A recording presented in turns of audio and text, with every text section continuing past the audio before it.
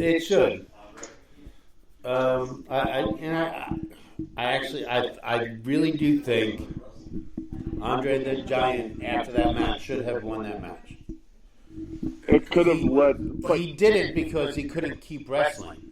Yep. He would wrestle for 3 more years in tag team situations and everything. He didn't wrestle. No, he would come in for one move, maybe a chop or a slam, but that would be it. And look at the Heathen face down. What are you doing? Charging from the garbage and throwing at them. But you don't put your head down. You stand up. You take it. Okay, Hulk Hogan's doing his little arm cut. Hello. Yeah, we see ya. But that was WrestleMania. Yeah. That is, a WrestleMania that will live in infamy for all the right reasons. You can't usually say that. Yeah, it was good. There were a lot of other matches in that WrestleMania that we should go back to and just touch on. I'm sure there's a couple. Let's pull it up. I got the card right here. So it's kicked off with Can-Am. Kickoff! It kicked off with Can-Am Connection versus Bob Orton and the Magnificent Baracco. What a joke. Let's go Bengals! It's Bengals. It's Super Bowl Sunday. Bengals. His son is one of the best performers I've ever seen. And Randy Orton. Oh, Randy Orton. Oh, yes. I mean, he is the pinnacle right now of wrestling. You want to be in wrestling? Beat him. That's a good point. That is a very good point. Then you got Billy Jack Haynes versus Hercules. That one ended a double count out. That was a flaw. Hillbilly Jim, Hattie Kid, and Lil Beaver versus King Kong Bundy, Lil Tokyo, and Lord Littlefoot. Which I knew is disqualification. King Kong Bundy is one of my favorite wrestlers of all time. I got no problem saying that. Because Atlantic City. King Kong Bundy? And he actually had one of the most underrated feuds of the streak with The Undertaker. They brought him back to have a feud with The Undertaker at WrestleMania 13. Or no, it was WrestleMania 11. Yeah, he had a feud with The Undertaker, and it was actually a very fun one to watch. If you're ever looking for a fun little match to watch that match. All right. And how do you do that? Peacock? Peacock. Go on to Peacock, and you will find great matches like that all the time. And you also can go on to Podium, on Podium.com, Wrestling Made Simple, and you will find my new website. It is linked to my Facebook, linked to my Twitter as well, for those of you who don't know how to use the internet. Go on to Facebook and Twitter, and you'll find my website. So it's Podium? On Podium is the name of the site hoster. Amazing site hoster. They contacted me. They made the website for me. They have done amazing work. I talked to the founder. He helped me work out a couple little problems that I had with the website. He helped me redesign. I've talked to the CEO. All great people. Really helped. After this, we got Harley Race versus the Junkyard Dog. Oh, the Junkyard Dog. Which is like the fucking character. What a jackass. But they wouldn't let him use the song that they wanted to use, which was Another One Bites the Dust by Queen. That was the song he wanted to use as the theme song, was Another One Bites the Dust. And he would actually, so when they released the Hulk Hogan TV show, the cartoon, do you remember that? He would always be humming it. I know what's going. Oh, wow. Good days. We then got the Dream Team match, which was Greg Valentine, Bruce the Barber Beefcake. You remember that? I do. Versus the Ragu Brothers, the Ragu Brothers. No, it was the Ragu Brothers. Jacques and Raymond, if you remember that at all.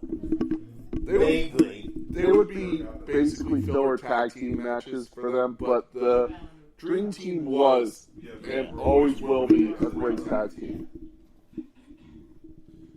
And then we got Rowdy Roddy Piper versus Adrian Adonis in a hair versus hair match. That was a hair versus hair match. Wow. Because I vaguely remember that, but yes. Adrian Adonis thought he blinded Rowdy Roddy Piper with the flowers. Yep. It was a fun match to watch. It brings back a little memories, but not one of Roddy Piper's greatest, but still a great match. So these two dudes on the screen right now that we're looking at, Gorilla Monsoon, Jesse the Body Ventura, would be in Predator. Seriously, Jesse the Body Ventura ends up being a freaking governor of Minnesota. And would actually be one of the lead announcers for the XFL. The original one. He's actually still being called today for presidential race. Oh! Jesse the Body Ventura. Get out of here. Yeah, no, it's funny, right?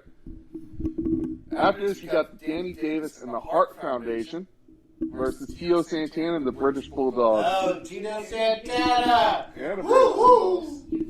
That was one hell of a time that fell into the card of being forgotten, you know? Yeah.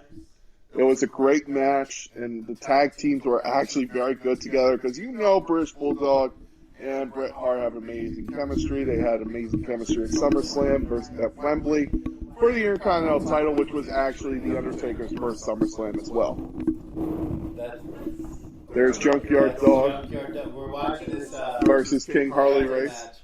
Junkyard Dog, I mean, that guy was just freaking amazing, right? It would suck that he passed so early. I think he was 35 and died in a car crash. He carried around that freaking chain. That chain had to be 100 pounds around his neck. They found that chain recently in the WWE archives, and they had people put it on.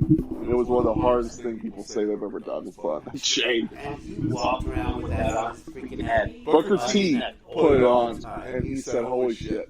And if Booker T is saying "holy shit" to something, that is something. Finally, so after this we get Butch Reed versus Coco Beware the Birdman. If you remember that match, Coco Beware the Birdman would always come out with the parrot. And he would do the bird dance. Bird shit. Woo! Woo! He was definitely that's what I like about WrestleMania 3 is it was a face heel anyone felt could win. It was the first time they really let heels win at WrestleMania. It was a good time. And then we have the honky tonk. Then we have the George the Animal Steel, Ricky Steamboat, Macho Man, and Miss Elizabeth Intercontinental Championship match. Enough said about that match. Yeah, we talked. The Honky Tonk Man versus Jake Roberts. We said. And finally, before your main event, it was the Iron Sheik Nikolai Volkov versus the Killer Bees. B. Brian Blair and Jim Bruzelli in a tag team match. Those are two names that have been lost to history. I can't tell you shit about them. You shouldn't have to.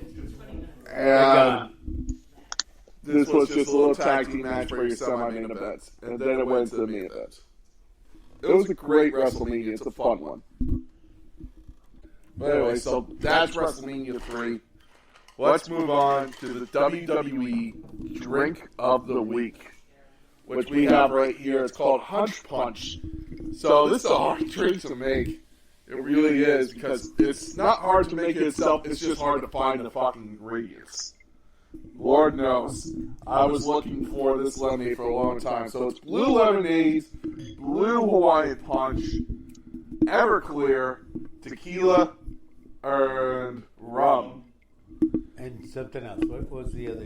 Nope. Everclear, tequila, rum. Okay. Don't forget that. Oh. Full of bad decisions. Full of bad decisions. Oh my God. Hunch Punch. Please drink responsibly. Do not drink if you're under 21 and do not drink and drive. Purple Majesties above the fruited plains. Who's not singing that? Woo! Are they singing it? And that is your WWE Drink of the Week. Let's go to a reading from the Book of Rules from Michael Forrester. Mike? So the reading would be, no matter your size or skill, survive the Royal Rumble by any means necessary. A reading from the Book of Rules. And now, ladies and gentlemen, it's time for everybody's favorite segment, the Battle Droid of the Week. One of my favorite segments. And I have to give it to the internet wrestling community, especially to this guy on Twitter, the Macho Beard, who is, listen, I get liking what you like, being a AEW fan or being a WWE fan, but there's a point where you gotta say enough is enough, and for this guy, enough is a fucking enough.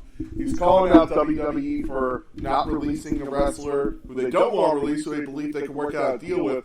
Because he's Muslim, he is calling them out by certain Muslim names, saying bad shit about WWE.